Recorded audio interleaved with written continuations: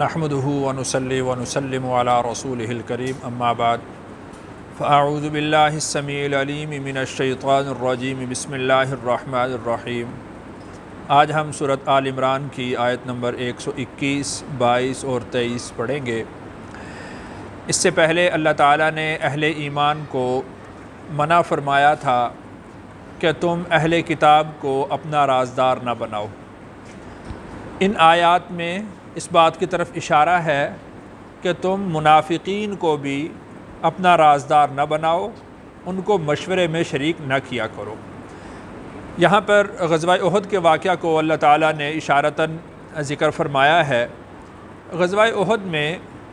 جب اہل ایمان نکلے تو عبداللہ بن ابی جو منافقوں کا سردار تھا وہ اپنی 300 کی جماعت کو لے کر واپس ہو گیا تھا، اس لیے کہ میرا مشورہ قبول نہیں کیا گیا تو لہٰذا ہم خام خواہ جنگ میں کیوں کودیں،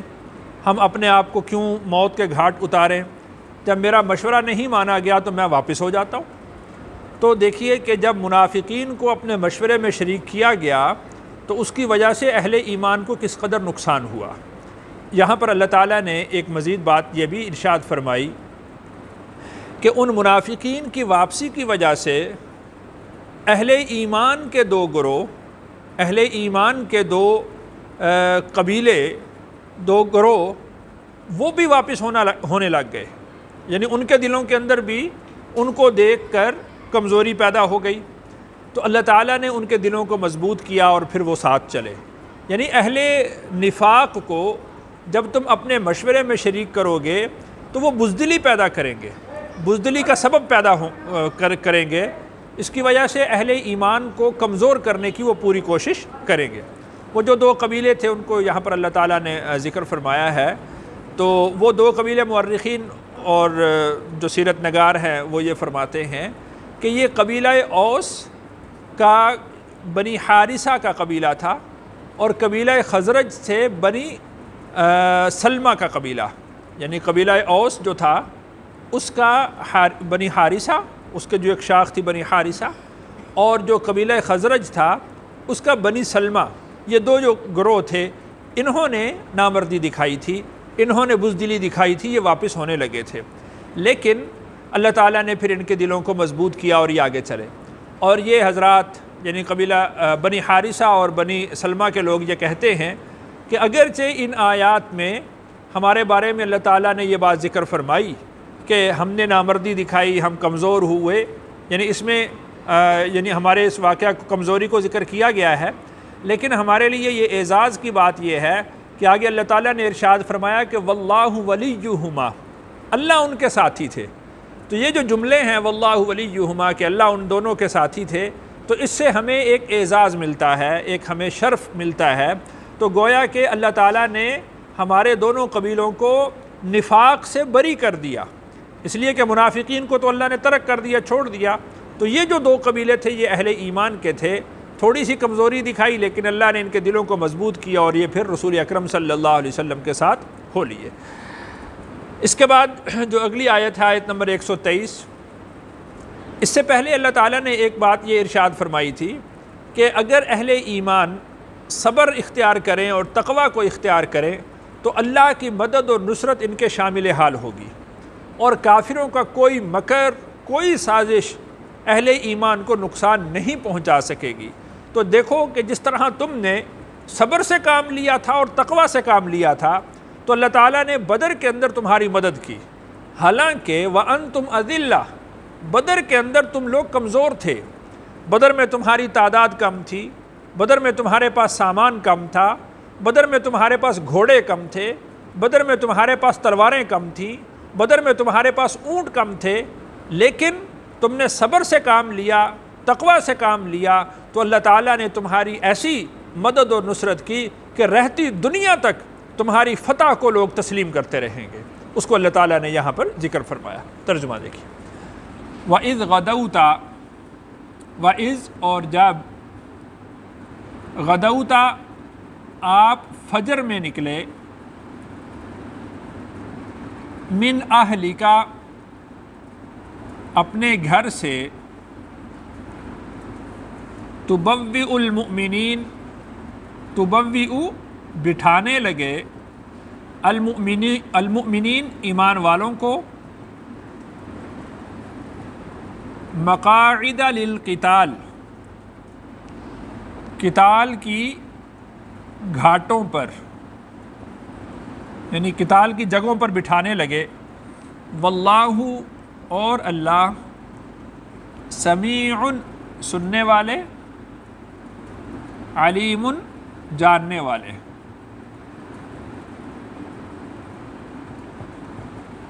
مفسرین کرام نے فرمایا ہے کہ اس آیت کے اندر حضرت عائشہ رضی اللہ عنہا کی شان بھی واضح ہوتی ہے، اس لیے کہ غزوہ احد کے موقع پر جب رسول اکرم صلی اللہ علیہ وسلم زرہ پہن کر نکلے تھے تو اس وقت حضرت عائشہ رضی اللہ عنہا کے گھر سے نکلے تھے، اور حضرت عائشہ رضی اللہ عنہا کے گھر کو اللہ تعالیٰ نے من اہل کا ارشاد فرمایا کہ آپ اپنے اہل سے نکل رہے تھے۔ تو اس طرح ازواج مطہرات وہ بھی اہل ہی ہوتی ہیں اور وہ اہل میں شمار ہوتی ہیں، یعنی اہل بیت کے اندر ازواج مطہرات شامل ہوتی ہیں۔ تبوئ المؤمنین مقاعد للقتال، تو آپ بٹھانے لگے اہل ایمان کو قتال کی گھاٹوں پر، کہ تم نے، یعنی آپ علیہ الصلوۃ والسلام نے جس طرح کے جنگ کی ایک ترتیب ہوتی ہے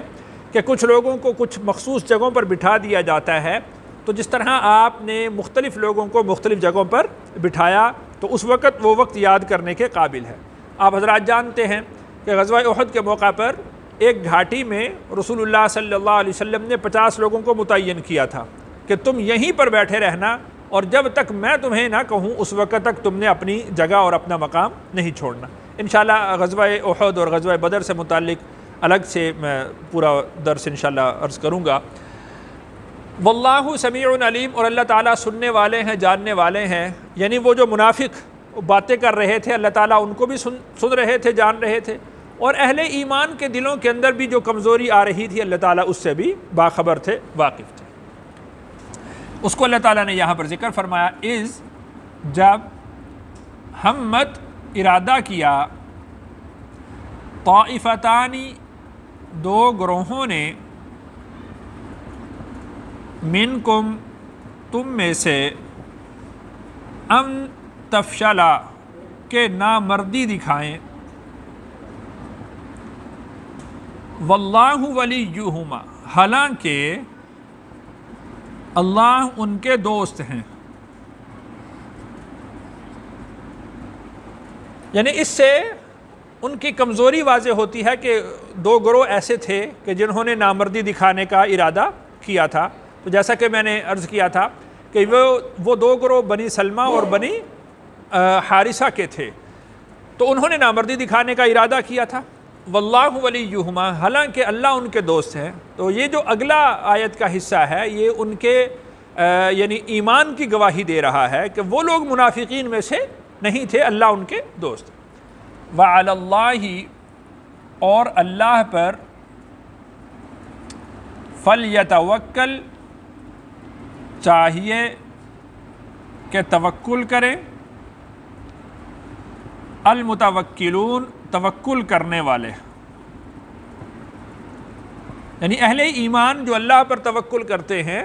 تو ان کو اللہ پر ہی بھروسہ رکھنا چاہیے، اللہ ہی پر توکل کرنا چاہیے۔ وہ جو عبداللہ بن ابی تھا وہ اپنی جماعت کو لے کر اس لیے واپس ہو گیا تھا کہ ہم تعداد میں تھوڑے ہیں، وہ 3000 ہیں اور ہم 1000 ہیں، ہم ان کا ایک تیسرا حصہ بنتے ہیں، تو لہٰذا ہم موت کے گھاٹ کیوں اترے؟ تو اللہ تعالیٰ نے ارشاد فرمایا کہ یہ تو توکل کی بات ہے، جو اللہ پر بھروسہ کرتا ہے یہ تو اس کی بات ہے۔ تو اللہ پر بھروسہ کرنا چاہیے، اپنے ساز و سامان، اپنی نفری، اپنی تعداد پر کبھی بھی بھروسہ نہیں ہونا چاہیے۔ وَلَقَدْ اور تحقیق، نصرکم اللہ نصر مدد کی، کم تمہاری، اللہ اللہ نے، ببدر بدر کے موقع پر، وَأَنْتُمْ أَذِلَّةٌ اور تم کمزور تھے، وَأَنْتُمْ أَذِلَّةٌ اذلہ کا معنی کمزور، فَاتَّقُوا اللَّهَ پس تم اللہ سے ڈرو، لَعَلَّكُمْ تَشْكُرُونَ تاکہ تم شکر گزار ہو جاؤ۔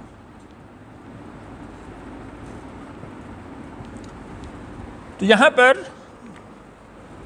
جو پہلے اللہ تعالیٰ نے ارشاد فرمایا تھا کہ وَإِن تَصْبِرُوا وَتَتَّقُوا لَا يَضُرُّكُمْ كَيْدُهُمْ شَيْئًا، اگر تم صبر سے کام لو، تقوی سے کام لو، تو کافروں کا کوئی مکر، کوئی تدبیر تو وہ تمہیں نقصان نہیں پہنچا سکتی۔ تو بدر کے موقع پر دیکھ لو، تم کمزور تھے